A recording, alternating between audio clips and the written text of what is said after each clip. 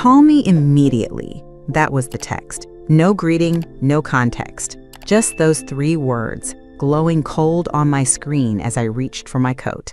I was headed to dinner at Clare's. She'd called days earlier. "Just the 2 of us, Mom. We need to talk." I thought she missed me. I thought I was being included. Instead, I sat down on the hallway bench and called Richard. He answered on the first ring. No small talk. "She filed a petition this morning," he said. "Claire wants legal control. She's claiming you're mentally incompetent." My coat slipped from my hands.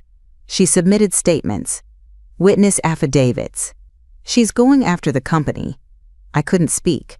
She had planned this, not out of concern, but ambition, and she was coming for everything. "She's filed for emergency conservatorship," Richard said. "She's claiming you're already compromised." The words dropped like a match on dry wood. Claire wasn't just challenging me, she was trying to erase me. I sat still, breath shallow, as it hit. The dinner invite, the soft voice, the "let's talk about the future." It was a setup. She'd planned every move, behind my back, with my name still on the door. I gave her everything. Now she wanted the rest. Not later, not gradually, now. Fast, quiet, permanent, and what Claire never bothered to ask, what she never saw coming. I'm not done.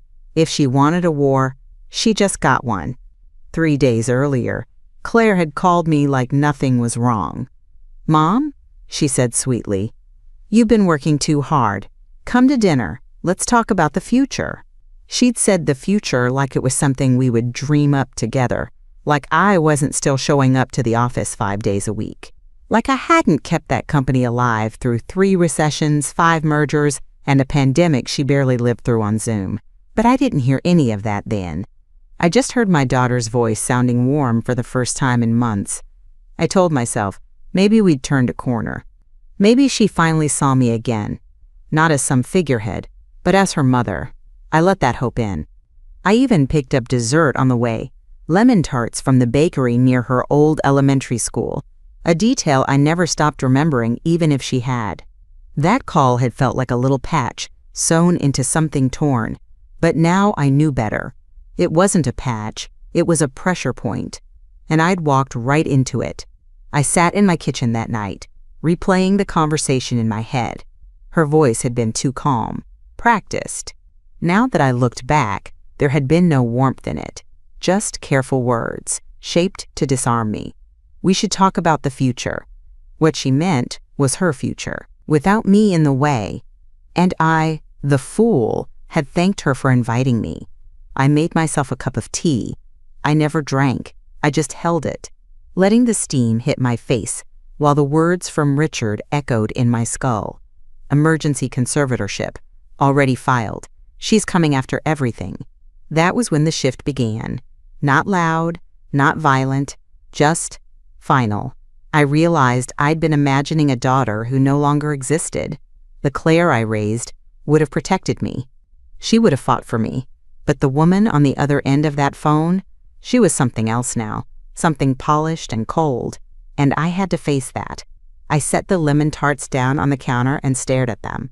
They were never meant for me. Looking back, I can't believe how long I ignored the signs. Claire had been softening the ground for months, maybe longer. At first, it was little things, interrupting me in meetings, finishing my sentences like I couldn't keep up, rolling her eyes when I asked about marketing data or pressed too hard on projections. She used to take notes when I spoke. Lately, she just stared at her phone. And when I did challenge her, when I disagreed with her hiring plans or warned her about overpromising to investors, she'd laugh it off. "You're overthinking again, Mom." She always called me Mom in front of the staff, but not with affection, with ownership, like I was a relic she could afford to humiliate. I told myself it was generational, that this was how daughters proved independence now, by cutting through their mothers in front of others.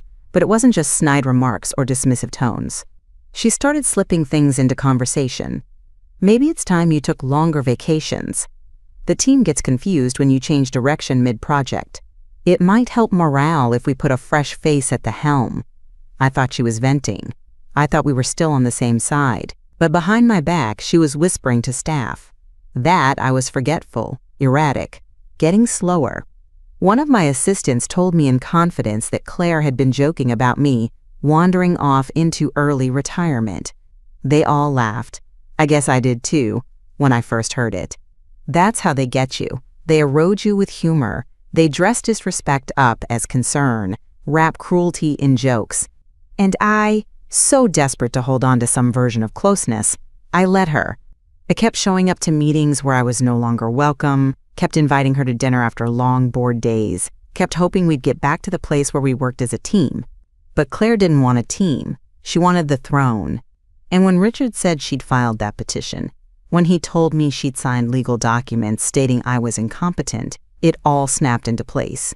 The eye rolls, the backtalk, the calculated undermining, the quiet campaign to make me look unfit. She'd been preparing this for a long time. What Claire didn't know was that I'd been preparing for this, not out of paranoia, not even suspicion, out of habit. I've run a business for over 3 decades. People lie. People fail. People crack when money or status is on the line. But numbers, records, paper trails, they don't. For years, I kept everything. I keep records. I always have. Not because I expected betrayal, because I expect people to disappoint me eventually. It's just good business.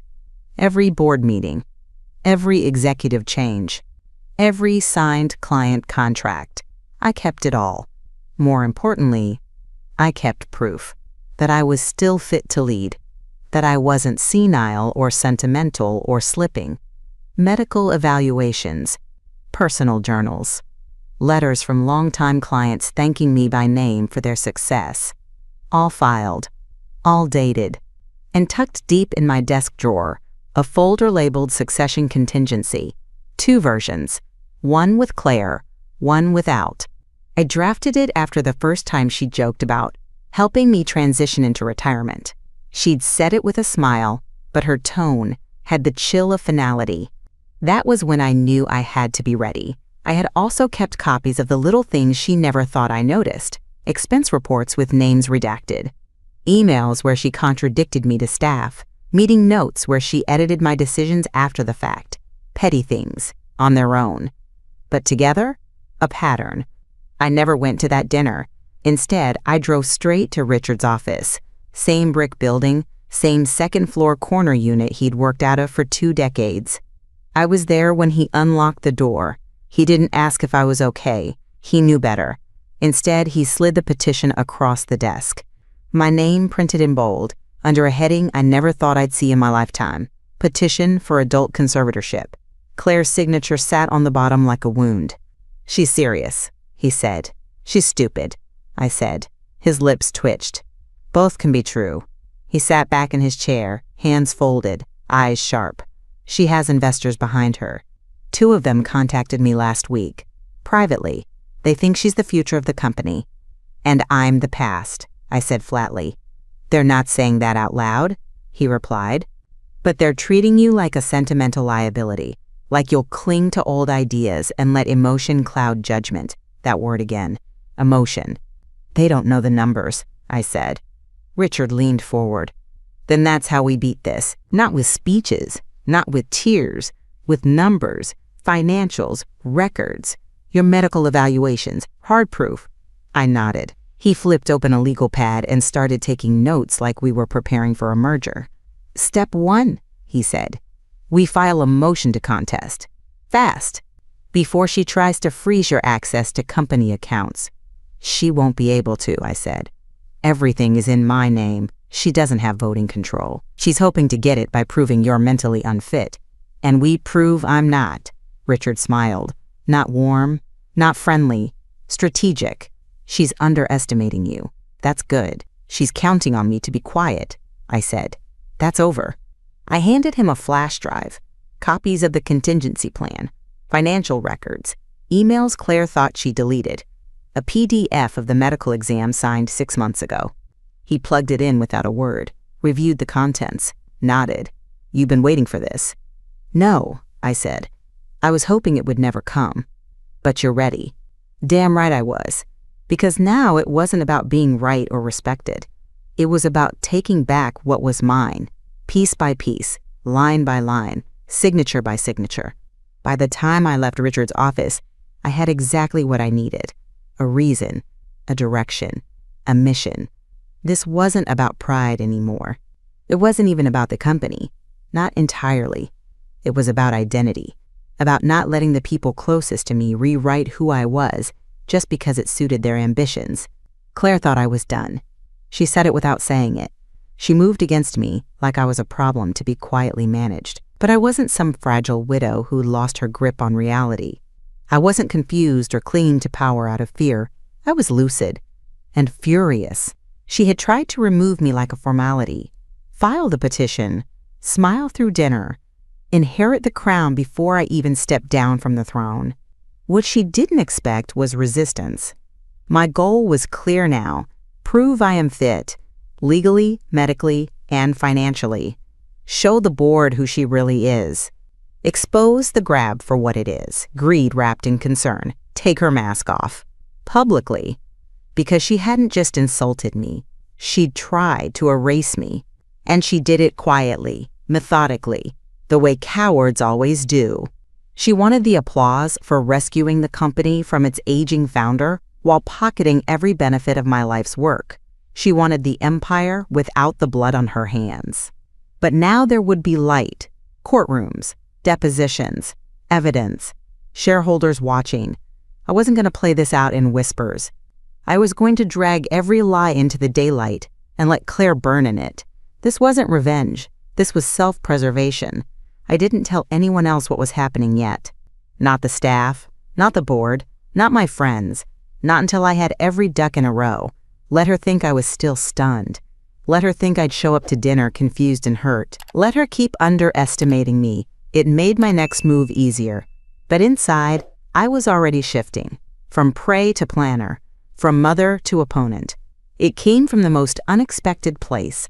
A junior accountant named Mason. Quiet, polite, barely out of grad school. The kind of employee Claire never noticed unless she needed coffee or copies. He stopped me outside the elevator on Thursday afternoon. Eyes low.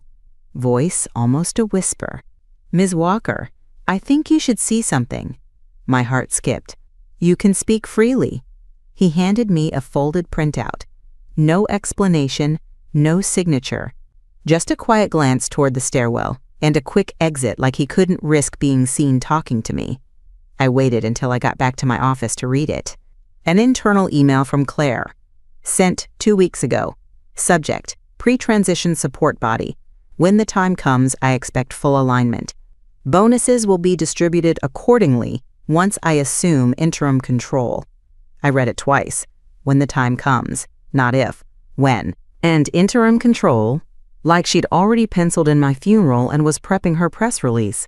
She'd sent it to 6 staff members, 3 department heads, 2 senior advisors, and Mason.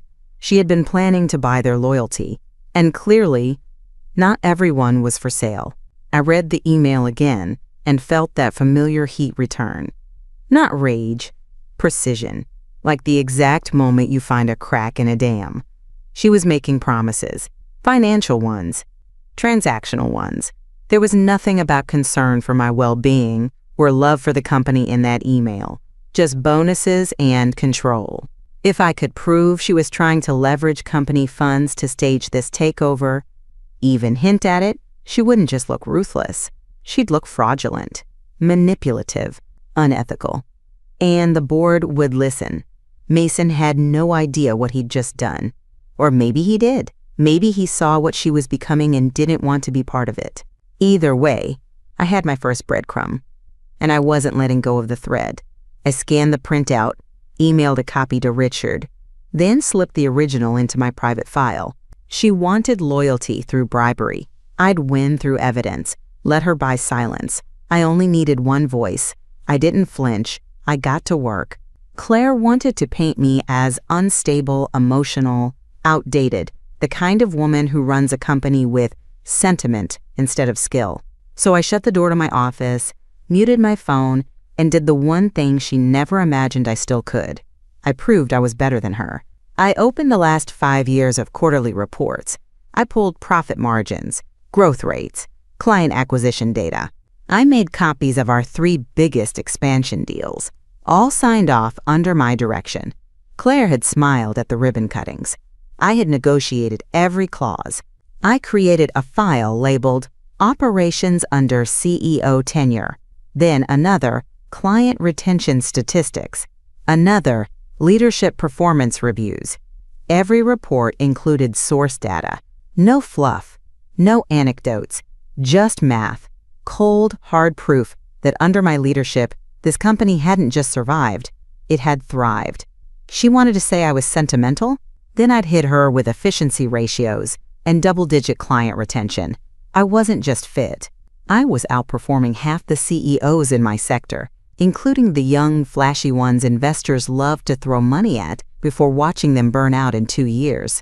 Claire didn't understand longevity. She mistook it for rust. That's what happens when you inherit proximity to power. You start to think it belongs to you. By nightfall, my office looked like a war room. Charts, reports, graphs with year-over-year data pinned in neat rows. No emotional appeals. No desperate attempts to be heard. Just evidence. Cold, clean, factual. I even found a speech I gave at a leadership summit last year. The one where I spoke without notes for 40 minutes and got a standing ovation. Claire had said afterward, "It was nice, Mom. A little sentimental, but nice." I dug up the recording. I watched myself. I didn't see sentiment. I saw precision. By the end of that night, I had built a binder. I labeled it Exhibit A. It would be the first of many. She showed up the next morning, didn't call, didn't schedule, just walked into my office like it already belonged to her. "Mom," she said with that politician's smile, the one she practiced for board meetings and charity galas, "we should talk." I closed the binder on my desk without flinching. She took the seat across from me, not the one for guests, the one I reserve for partners, equals. That told me everything. "I wanted to say this face to face," she began. "No lawyers, no dramatics. Too late for that. I know you're upset," she continued, voice calm, almost maternal, "but this doesn't have to get ugly." I didn't speak. She leaned in, all false warmth and fake empathy. "You've done an incredible job building this company, but at some point, we all have to let go. Before people start asking hard questions." There it was, the threat dressed up like concern. She folded her hands delicately. "It'll be easier if you step aside voluntarily. There's no need to drag this into court or make it public. You're offering mercy," I said flatly. She smiled. "I'm offering dignity." I leaned back, studied her, the way her confidence sat on her like armor, the way she assumed this was a negotiation. "Not a mistake. You filed a legal petition behind my back," I said, voice steady. "You told the court I'm mentally unfit to lead." Her smile didn't waver. "That was a procedural formality. And the bonuses you promised to staff?" That caught her. Just a flicker, barely visible. But it was there. "I don't know what you're talking about." "Don't lie. Not here, not to me." Her mouth tightened, just slightly. "I'm doing what's best for the company." "No," I said, rising from my chair. "You're doing what's best for your image. You want the story of the brilliant daughter who rescued her mother's legacy. You want control without earning it. You want the crown, Claire." She stood too, taller, still composed. "You won't win this," she said, voice quiet but sharp. "You're tired. You're slipping. People are already talking." "Let them," I replied. "I have the receipts. All of them." She left without another word, but I saw it, the shift in her eyes. For the first time, she wasn't sure. And that uncertainty? That was the first crack in her campaign. She thought I'd be too rattled to fight. But the moment she walked out of my office, I opened a folder labeled Unreviewed Transactions. I'd been keeping it for months, not because I was suspicious, but because Claire had been sloppy. And now, I had reason to look closer. First, I pulled the financials, month-by-month breakdowns of executive reimbursements, expense allocations, and consulting contracts. One payment stood out, $12,000 labeled Strategic Advisory to a shell firm I'd never heard of. I looked it up. Registered 3 months ago. Single officer listed. A former colleague of Claire's from grad school. No services rendered. no reports submitted. Another, $8,500 to a marketing consultant. No invoice, no meeting notes, no deliverables. That consultant, I discovered, was currently traveling through Europe, posting on Instagram about chasing dreams with investor backing. She was funneling money, bit by bit, small enough not to draw alarms, large enough to stack. I went deeper. HR flagged a pattern of payroll adjustments tied to non-existent bonuses. Claire had slipped herself a quiet 10% increase in executive compensation under a title that didn't exist until she invented it. Then came the statements from staff, 3 of them, emailed confidentially after Mason's quiet warning spread through the building. Claire had told them she'd make it worth their while if they backed her in the event of a shift in leadership. Some said they'd felt pressured. One called it a loyalty test. All of it documented. And now I had it. Not whispers, not speculation, receipts, bank statements, email chains, expense reports. And most damning of all, a memo she drafted on a shared drive but never sent. Leadership transition proposal, interim CEO, Clare Walker, dated 3 days before she invited me to dinner. She'd already written her acceptance speech before the ambush even started. I packaged it all into a single folder, labeled it Clare, Financial Misconduct, sent it to Richard with a short note, "We're past rumors, now we bury her in truth." Because this wasn't just about competence anymore, it was fraud, and I wasn't going to let her walk away from it clean. Richard called me the next morning, no greeting. "Dorothy," he said, "you need to sit down." I'm standing. "Then brace yourself."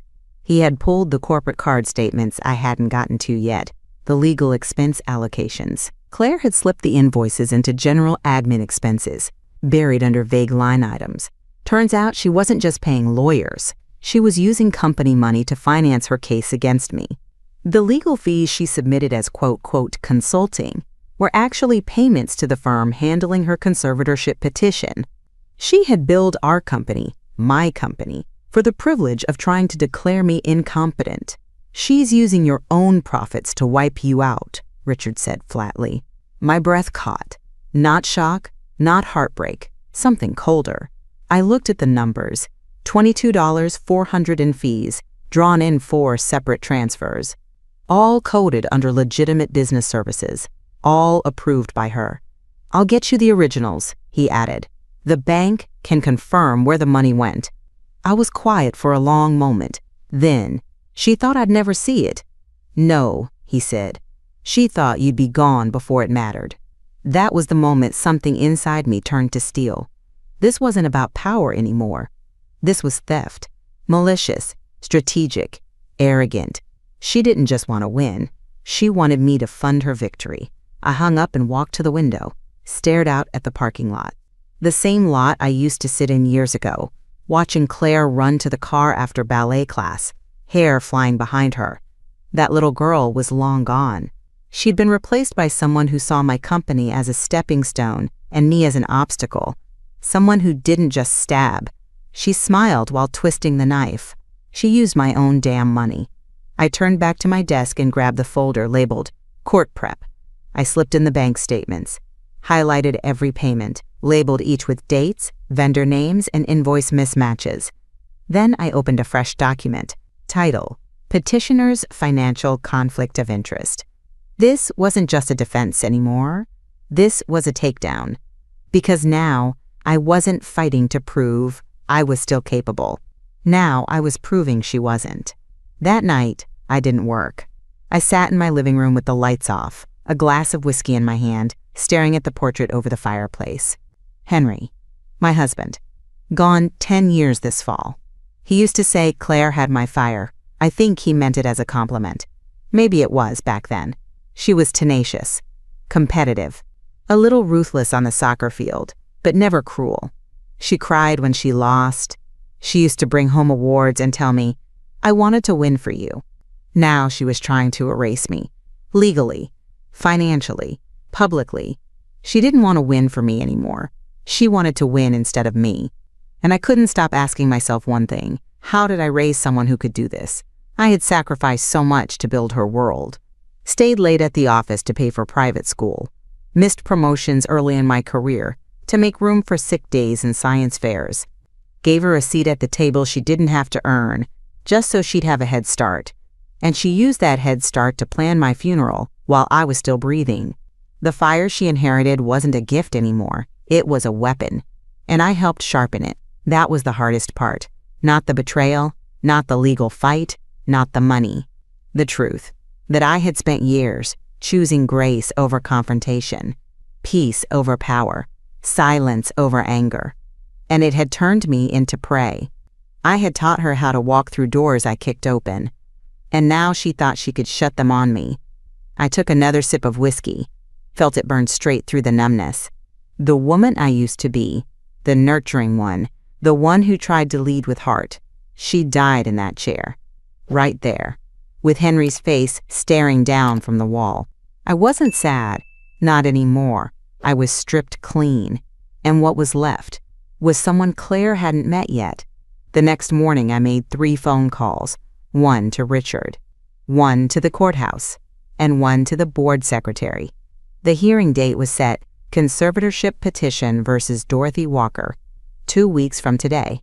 I told Richard the first didn't want it quiet. I want it public, I said. Board members, senior staff, investors. I want every single one of them in that courtroom. You're sure? I'm done hiding. He didn't argue. Just said, then we'll give her a show. I drafted the invitation myself. Formal, brief, impossible to ignore. As you may be aware, a conservatorship petition has been filed challenging my ability to lead this company. In the interest of transparency and integrity, I invite you to attend the court hearing. The documents, evidence, and testimony presented will speak louder than rumor ever could. I welcome your presence. I sent it directly to the board, CC'd every department head. Claire's name was listed 3rd. By noon, my inbox buzzed with quiet replies. Thank you for including us. I will be there. You have my support. Not all of them. Not yet. But enough to matter. I could feel the shift. Quiet, at first. Like the way air changes before a storm. Claire had wanted a whisper campaign. A slow erosion of trust. I gave her a stage instead. Let her explain to a roomful of shareholders why she accused her mother of incompetence. Let her try to cry her way out of forged invoices and company-funded lawsuits. She wanted control? Let's see how she handles scrutiny. I ordered binders, black leather, gold embossed with the company logo, each one filled with the same contents: growth metrics, medical documentation, audit trails, staff emails, one for every seat in the gallery. Let them flip through page after page while she spins her little narrative. Let them see exactly who's been building this company and who's been bleeding it dry. No more silence. No more dignity for the sake of appearances. If she wanted to throw me to the wolves, then I'd teach her what happens when the wolves find out I'm not the meal. I'm the fire. The courtroom smelled like cold air and polished wood. I wore black. Not for mourning. For focus. For message. Claire wore cream. Classic. Soft. Safe. She was already seated with her lawyer when I walked in. I didn't look at her. Didn't need to. I could feel the tension. Richard leaned in beside me. 3 board members in the gallery, and your VP of operations just walked in. Good, I said. The judge entered. Gavel. Formalities. Then Claire's lawyer stood. What followed was exactly what I expected. A performance. Your Honor, the man began, this is not about animosity. It's about concern. My client, Claire Walker, has observed a steady decline in her mother's capacity to lead a complex organization. Emotional decision-making, inconsistent memory, erratic behavior during board discussions. He paused, like it hurt to say. I sat still. Let the lies fill the air. Ms. Walker has expressed admiration for her mother's legacy, but legacy is not leadership. Claire took the stand next. She looked at the judge with big, controlled eyes, practiced vulnerability.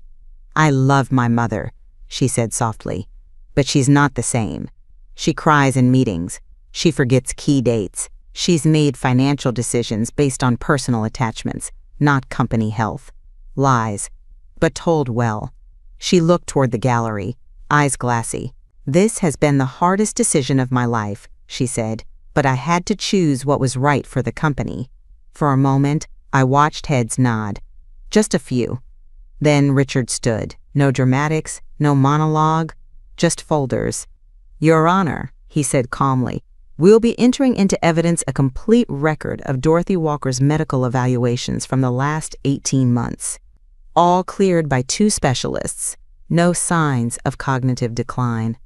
He placed the first folder on the bench. Next, a full audit trail of executive decisions made under her direction, including 3 consecutive years of revenue growth, client retention, and market expansion, all benchmarked against industry trends.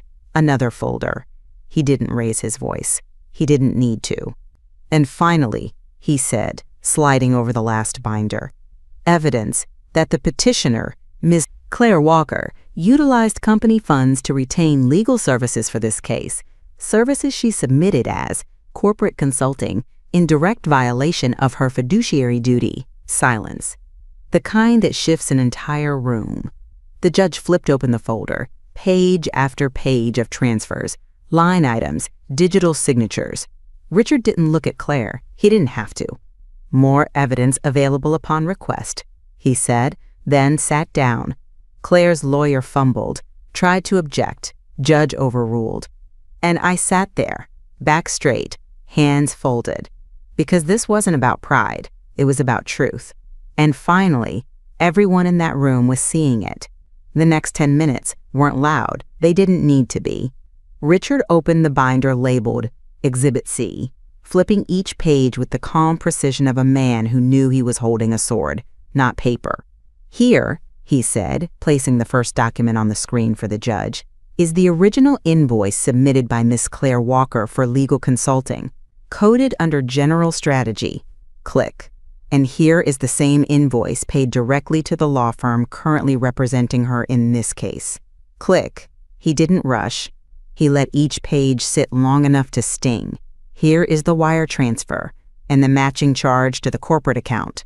Click. "Here is the vendor registration, listing the firm under Ms. Walker's personal contact information." Click. Every line backed by dates, bank statements, IP logins, and Clare's digital authorization. She wasn't just misusing funds. She was funding her attack with the company's own money. The judge leaned forward.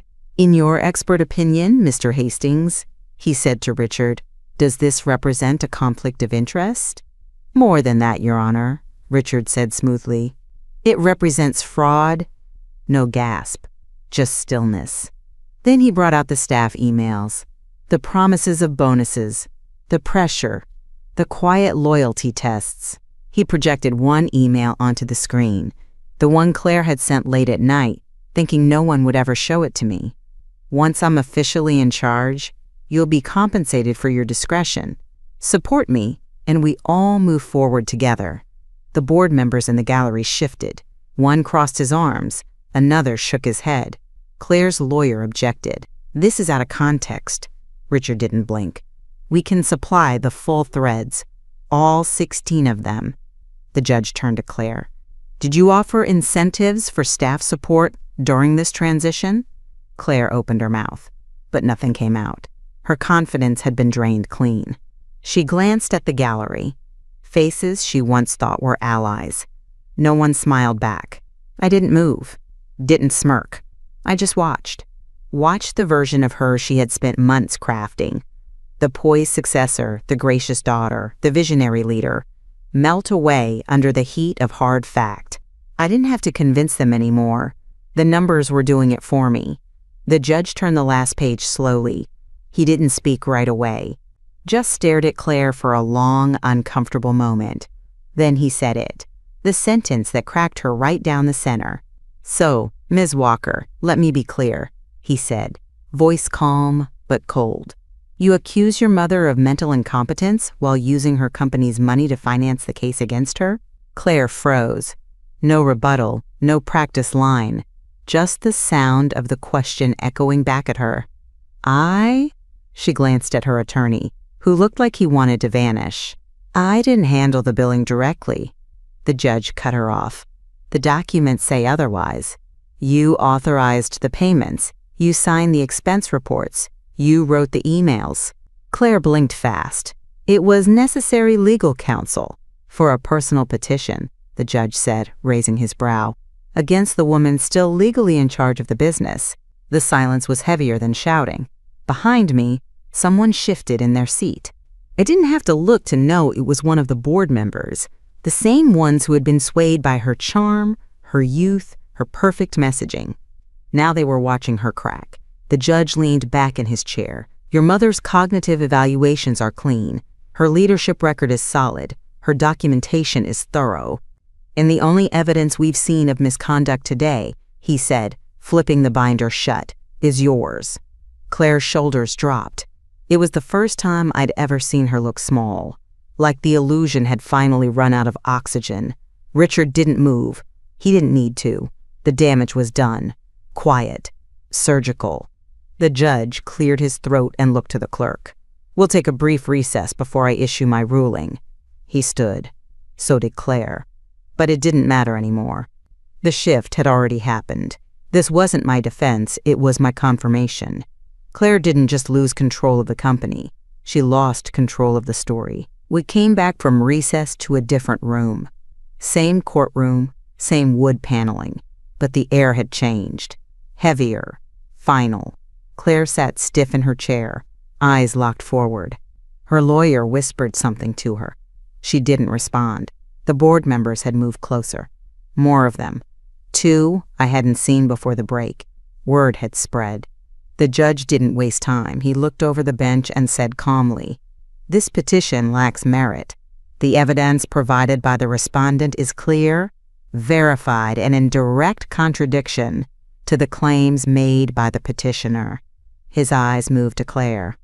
"In addition, there is now sufficient basis to open a formal review into financial misconduct on the part of Ms. Walker. No yelling, no gavel slam, just reality." Claire's mouth opened. "Your Honor, I've heard enough." And just like that, the petition was dismissed. It was over. But Claire wasn't done. As the courtroom began to clear, she stood, desperate now. No script left. She turned to the gallery, voice cracking. "I didn't mean to hurt anyone," she said, almost pleading. "I thought I was protecting the company." No one answered. Not one face offered her comfort. She stepped toward the bench, toward the judge. I thought." He didn't look up. Her lawyer tugged at her arm, quietly urging her back. But she turned to me. And I will never forget what she said. "I only wanted what was best for the company, Mom. I didn't want this to happen." I stood still. For the first time, I didn't feel anger, or fear, or grief. I felt clarity. "You made sure it did," I said. And then I walked away. "Behind me," she cried. Not quietly, not with grace. The kind of crying that belongs to someone who's just realized the mask won't work anymore. She had spent months playing the part, the composed daughter, the visionary leader, the misunderstood hero.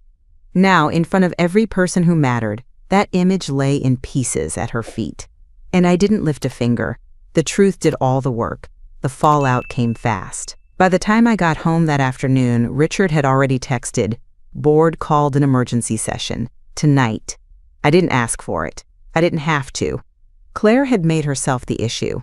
That evening, I sat at the head of the conference table, the same chair I'd occupied for over 2 decades. It had never felt more earned. Claire arrived last. No makeup, no allies, just silence. The board chair cleared his throat. "We've reviewed the court's decision and the supporting documentation." His voice was steady, but clipped. "Claire, your actions were reckless, unethical, and in violation of several clauses in our executive agreement." She opened her mouth. He cut her off.